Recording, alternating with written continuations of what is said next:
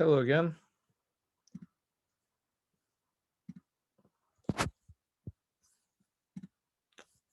You are able to share, you are able to see my screen, right?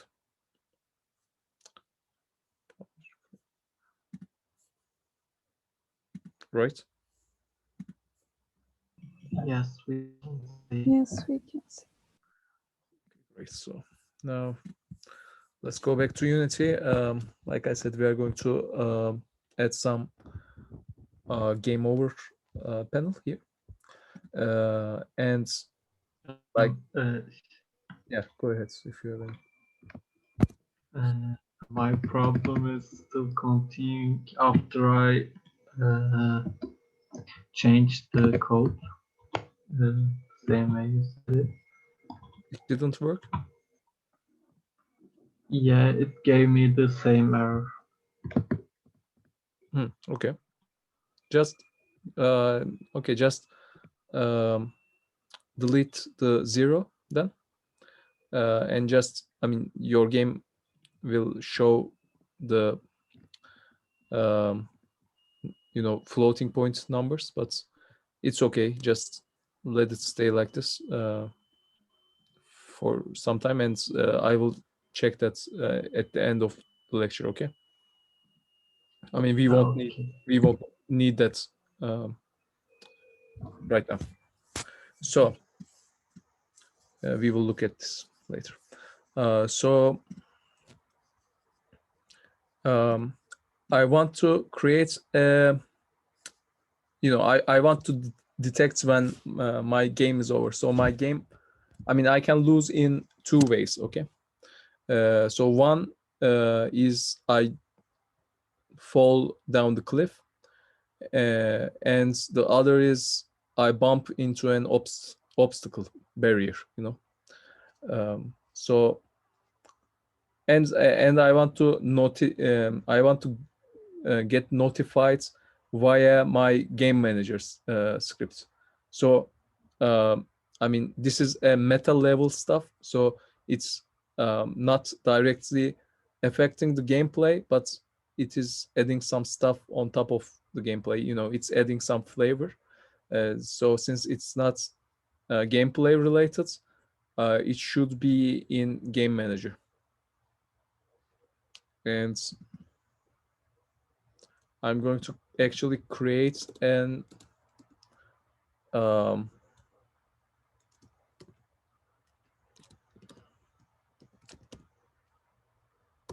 game over function.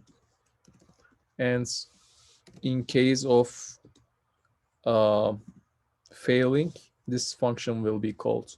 And this will be a void function. So it won't return anything. And when this is called, it will be writing game over on the screen, on console, Um,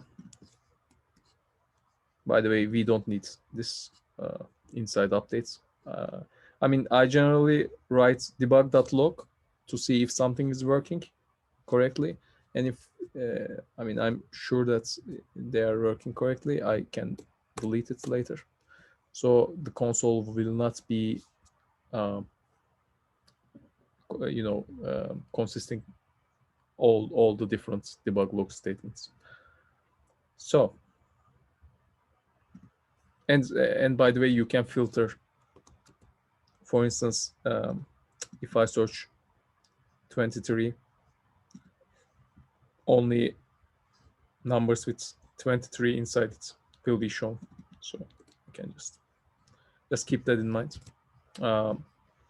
But I want to call this inside my player movement script. Since player movement script has access to the position of the player. I can also do that inside here, by the way, since now also this game manager has access to the player in position. Actually, I'm not sure. Let's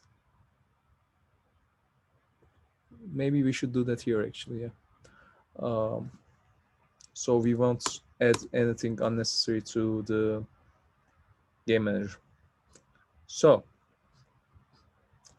I'm going to check if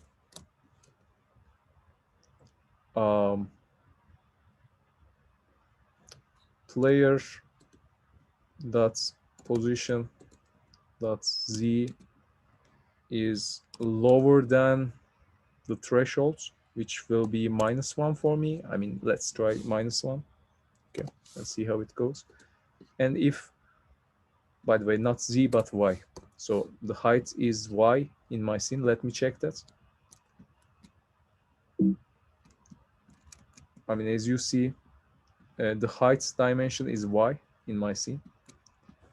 So if y value is below -1, I'm going to call game over function, which I have over here, and it will write game over in the console. Let's hit play.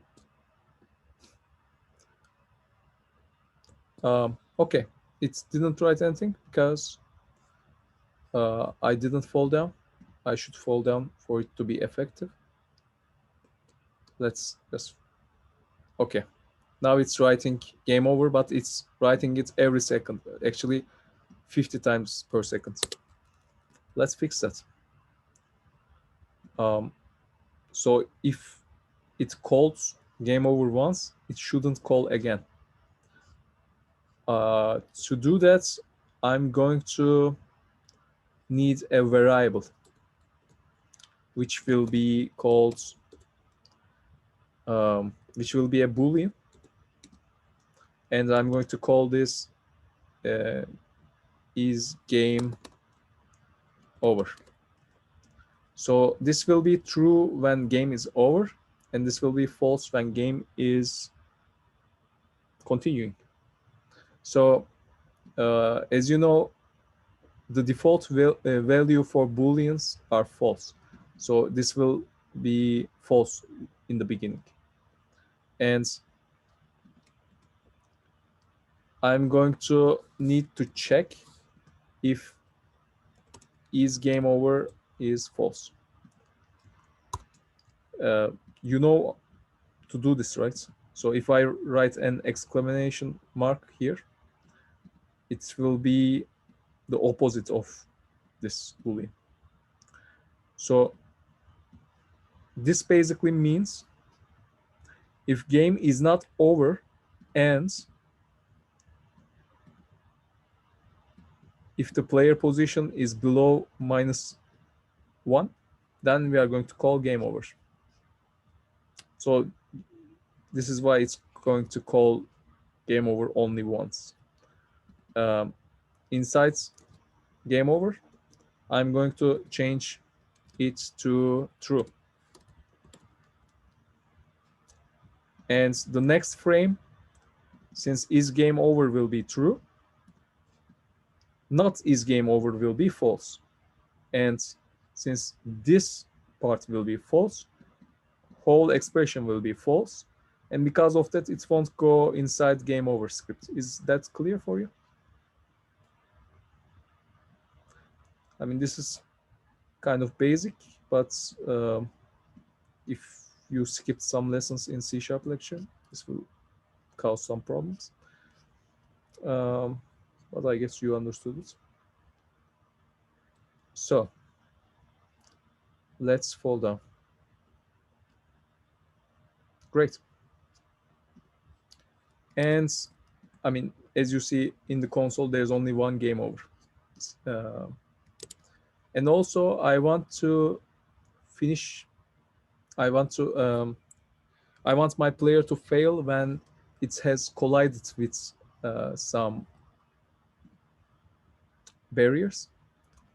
To do that, I'm going to, I mean, I have to add some stuff inside player movement behavior. Sorry, crash handle behavior. When there's a crash happening, I'm going to call game over function that I have just written. So I'm going to use find object of type game manager behavior, and I'm going to call its game over function. It will give me an error because game over function is not public. If I write public in front of it, now I mean the error is gone and I can access it from here, from the crash handle behavior script. Let me just check.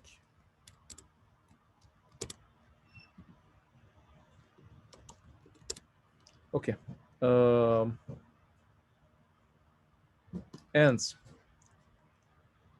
this find object of type basically means it will bring the first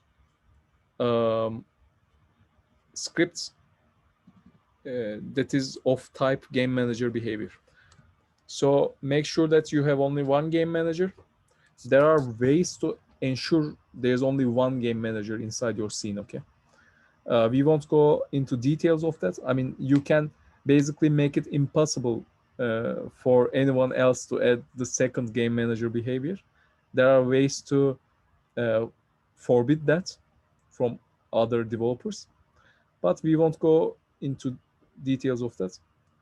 I mean, this code quality is kind of poor, if you ask me, but still it gets the job done, and maybe we can edit and fix some mistakes later. The point is not writing the perfect code, but you know, getting you know Unity a little bit more. So as you see inside on collision enter, if the collided object has the barrier tag inside it, we will call game over method. Let's start the game. And now game over. Great. But I don't want to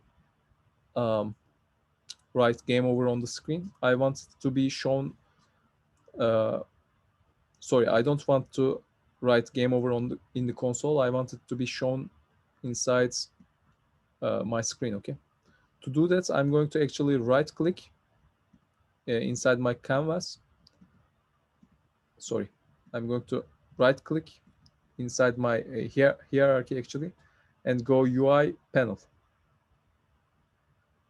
So this will add a panel. Automatically it detects that there is a canvas in my scene and it puts the panel on top of it. But I mean, let me disable that for you to see the difference. If I enable my panel, there's some blurring effects in the screen, and the reason that happens is my panel has some color with some alpha value, so it's not completely transparent, it's not completely completely opaque, it's in the middle. And I'm going to check something, by the way.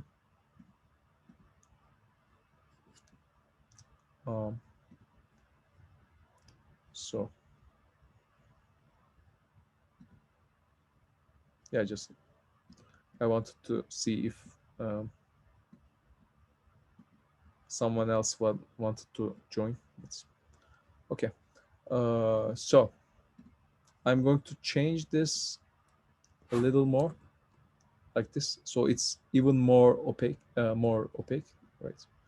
And I'm going to maybe make it a little bit more orange. I don't know, depends on your taste. And I'm going to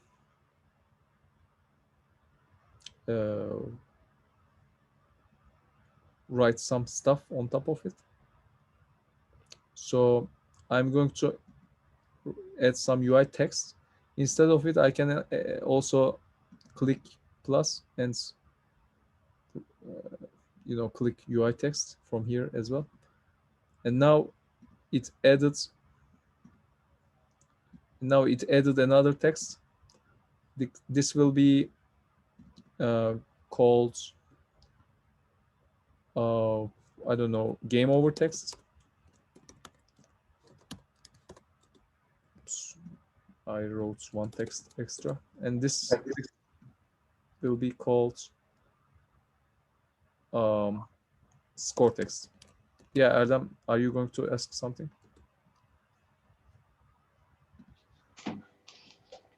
Yeah. Yeah, my problems is still going on, and I have some issues about the game over functions as well. It pops up right away when I start the game. I'm not Okay. sure why it happened like that. It's I probably know the reason. It's I mean when the game starts, you collide with the floor first, okay? And there's a I mean, are you checking the tag? Yeah, I believe so. Uh, just check that. Okay, you should check two things, okay? First of all, you should check that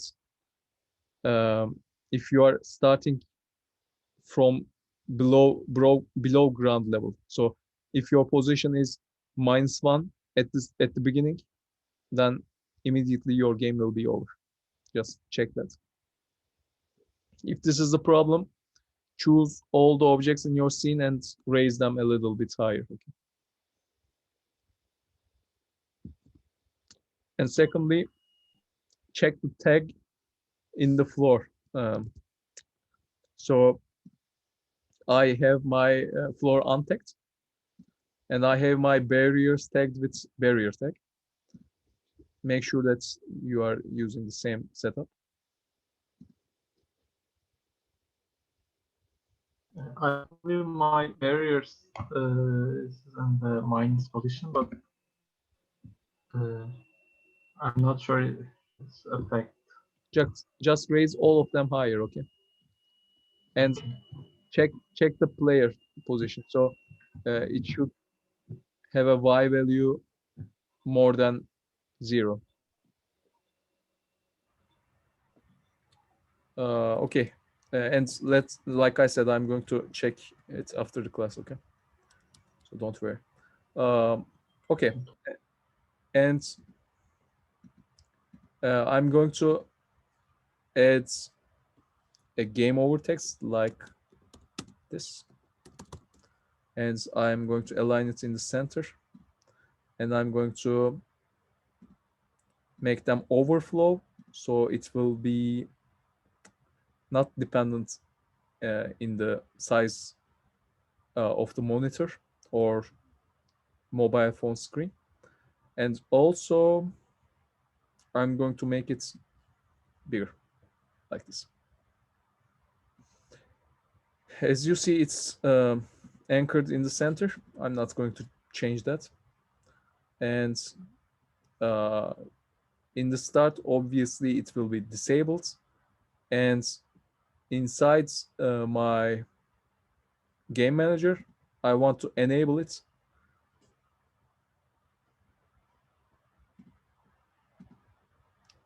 To do that, I'm going to add a reference to that actually. So I'm going to write private panel um, game over panel.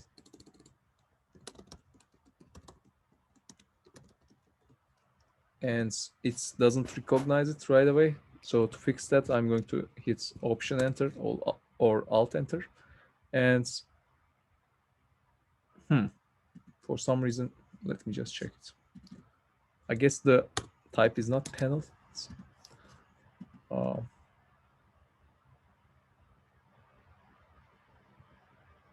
Yeah, maybe. By the way, I'm going to, yeah, I'm going to move my game over text inside my panel, and I'm going to rename my panel game over panel like this. And now if I disable game over panel, all the things inside are disabled. Both the text and the background color, semi-transparent color, will be disabled. And now I just want to reach that from the game manager, but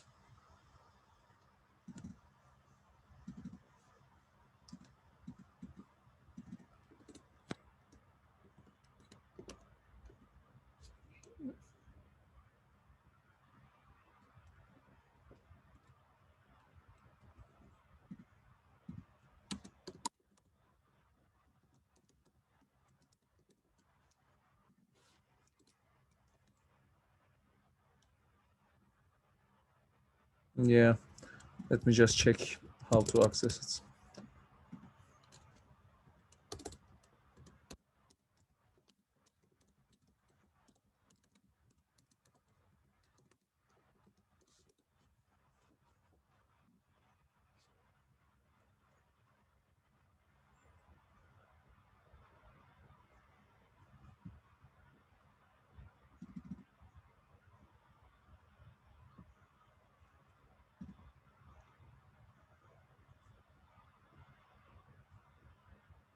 Okay, I guess I'm going to, yeah, uh, this is why you should Google these kinds of problems quickly. I mean, there's a great answer that helped me out there. So there's no need to have a reference to a panel since the panel itself does nothing. There are no special scripts or components to a panel. I mean, I should make a reference to a rect transform instead. Yeah, this is, I mean, panel is just a holder. So instead of that, I'm going to just reference to its rect transform. And I'm going to disable this game over panel inside. Sorry, I'm going to enable this game over panel inside my game over script, inside my game over function.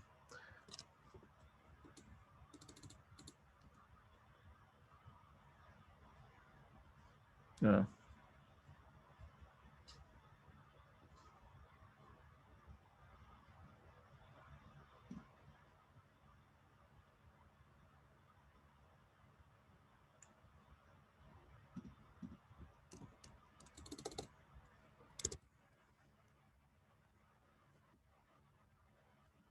Mm.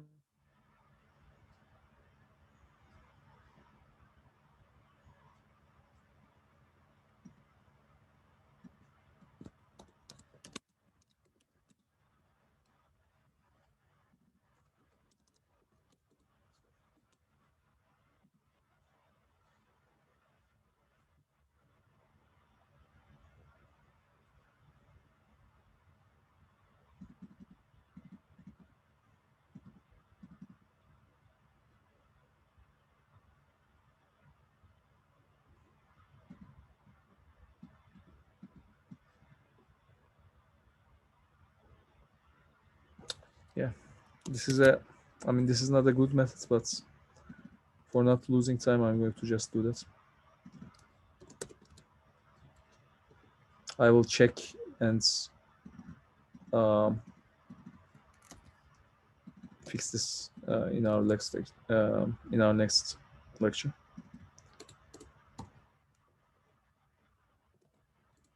Uh,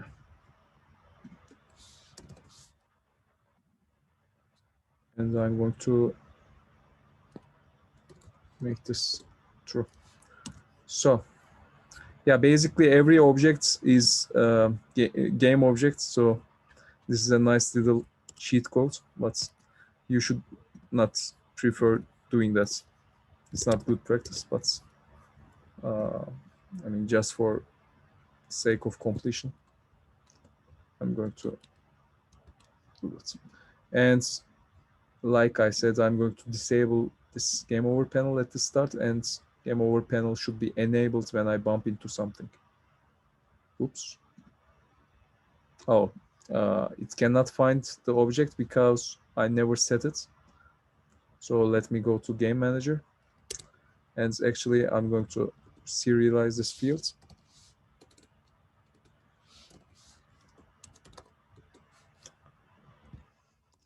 And hit save. And if I go back to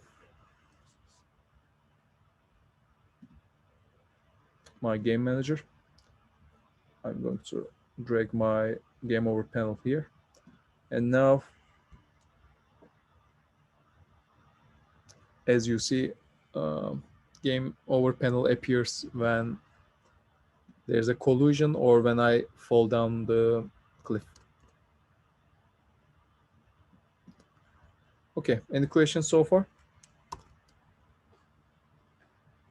There will be some improvements in our next lecture. So just keep that in mind. I mean, it's not perfect code by any means. So there should be points where you won the game. So after you pass those barriers, you reach a point where you should win. Where you should show winning panel, basically, and you should, change to a different level probably. So let's do that.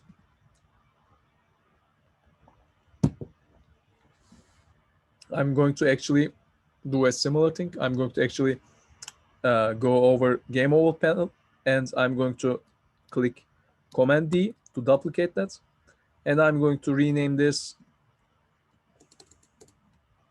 U1 panel. Sorry, next level panel. Let's call this next level panel. And this will be next level text, obviously.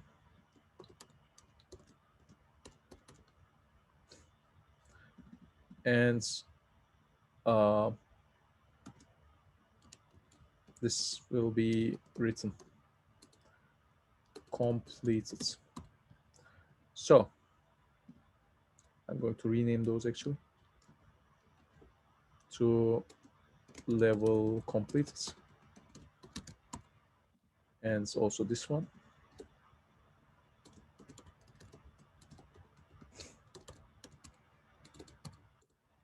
And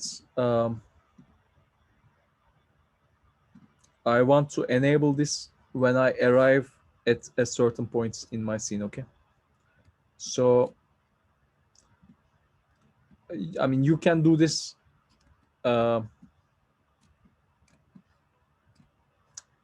with different methods.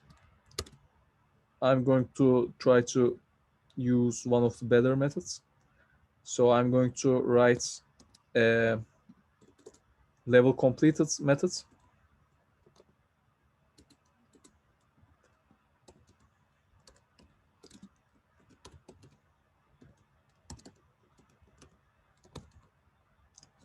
And actually there are two good ways of doing that. I'm going to show you both. So for instance, here you can check player position, and if player dot position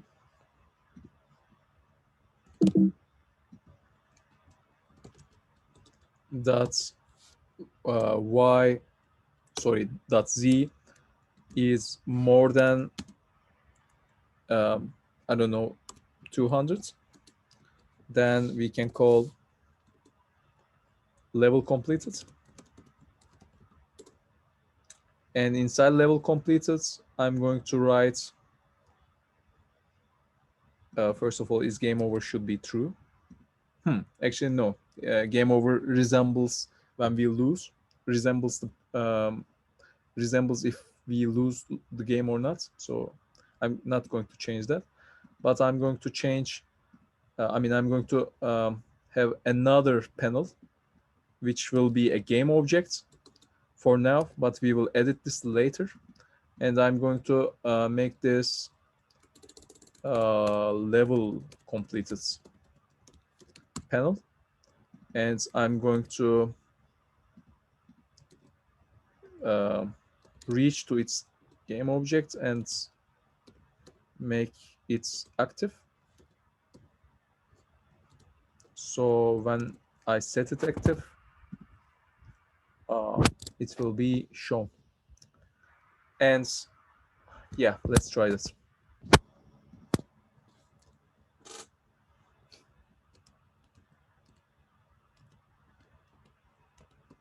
Oops, I could not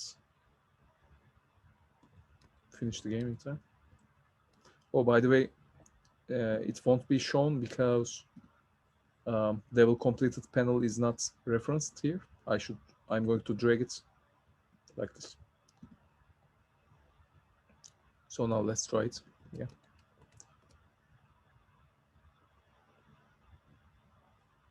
And after some time, as you see, level is completed. There are some problems. If you noticed, score keeps going more and more, and my player also keeps going forwards. So I should disable it. And to do that, uh, I'm going to resort to the other methods. In Unity, if you want to understand that an object is at a certain place, you should use trigger events. Okay. Let me just actually let me just focus. So uh, I just want to adjust how I look. Yeah, okay. So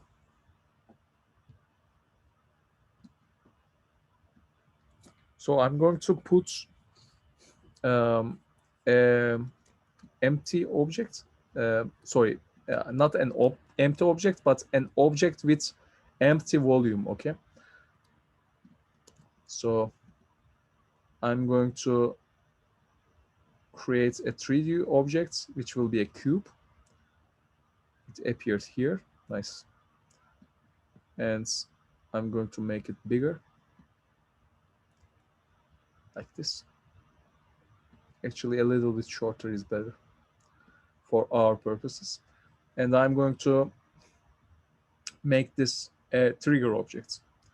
To make this a trigger object, you check the is trigger box in the box collider, and now this will check the level completion. So level completion control behavior will be the name of the script, and I'm going to go inside it, and I'm going to call on trigger enter. So this is another Unity function. Uh, Inside this, I'm going to find object of time game manager behavior, and I'm going to call its level completed method. Since it's a public method, I can access it. I'm going to save the script. I will talk about on trigger enter functions in detail. Um, so let's just start my game. The moment I interacted with this, it will be game level completed. But it happens before I even connected with it, because I'm checking this player position here. So I'm going to disable this just for now. So it won't, I mean, my level won't be completed when I mean, it won't be completed depending on my position, but it will be completed depending on my collision with this other barrier. So actually, I mean, it should be on the road, but let me just move this inside the road.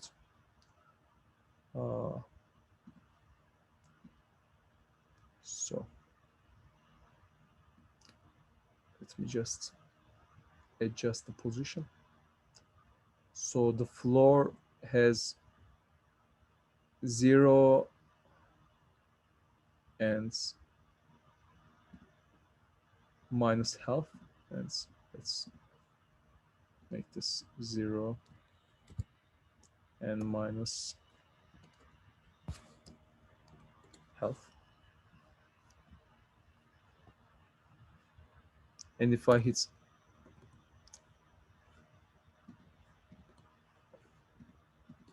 F, it should focus inside. So yeah, it looks nice. I'm going to move it a little back so it will be easier to finish my game.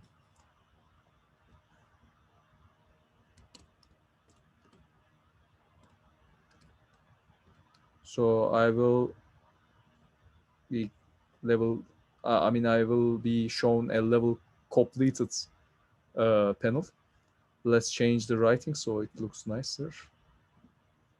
Level completed, it should be that. And also I should disable the player movement. So any questions that this far?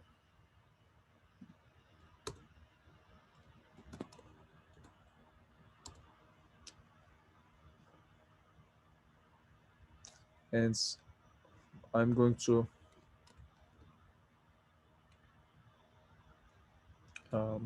reach its game object, and I'm going to reach its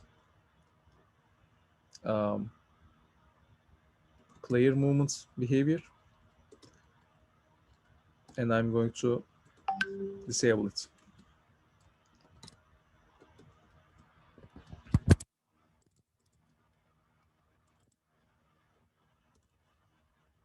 So upon colliding with the finish line, I won't move more.